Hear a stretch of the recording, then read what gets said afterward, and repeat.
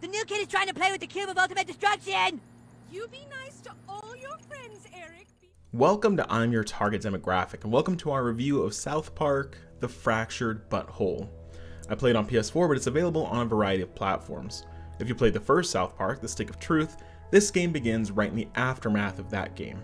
And while the first game mimicked fantasy tropes from franchises like Lord of the Rings and The Elder Scrolls, this game spins sharply and focuses on the superhero genre, showing just how quickly kids can lose interest in something. You play as the new kid in town, a silent protagonist that quickly gets caught up in Eric Cartman's shenanigans. Cartman has plans for an entire cinematic universe for himself and his friends, but they need money. That's where they begin going on a quest to get some startup cash, but quickly find themselves in the middle of some crazy stuff. The game plays like a turn-based role-playing game, where you're allowed to choose your superhero abilities and even swap out powers for those that fit your playstyle as the game progresses.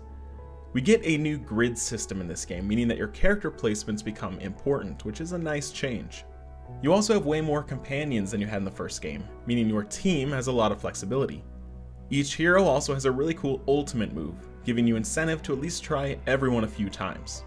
The first game was focused on gear and getting new gear all the time, but it's been simplified for the better here. Your actual costume can be changed with no effect to your powers or stats. In Stick of Truth, you always wanted to wear the best gear. Well, this time around I was able to actually wear a costume that I wanted, shaking up the colors and combinations to the way I saw fit. Your stat boosts are now tied to artifacts that you find, which you slot into your character. It's a great balance, giving you a higher sense of freedom. You can also craft new costumes and artifacts using all that junk that you find in the world, giving it a purpose, as opposed to something just to sell back to merchants. Some really smart choices were made to give this a much more polished feeling. In terms of animation, it's still great, looking just like an episode of the show. The voices are perfect, everything feels incredibly true to the source material, which is expected since Matt and Trey are so heavily involved. In terms of the story, I think I preferred this story over that of Stick of Truth. The former felt so over the top that maybe they were just trying to shock people. But this outing, it wasn't so outrageous.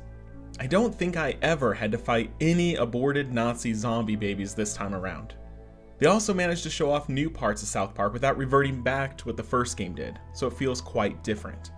There's also a fun new way to keep track of your friends in the game, using a parody on Instagram where you take selfies with people that you meet. So will you like this game? If you're a fan, even a fan from a long time ago, you'll find this game right up your alley. The superhero layer of satire was a nice touch, and I think a lot of my audience will appreciate that. Even the Lovecraft fans out there will get a kick out of this game too.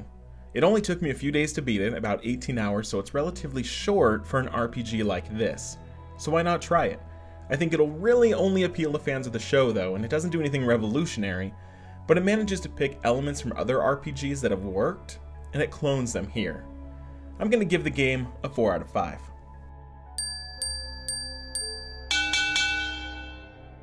So have you played The Fractured Butthole yet? And if so, what did you think? Let me know in the comments, and thanks for watching. Avert your eyes, children. The coon is about to get into some adult situations.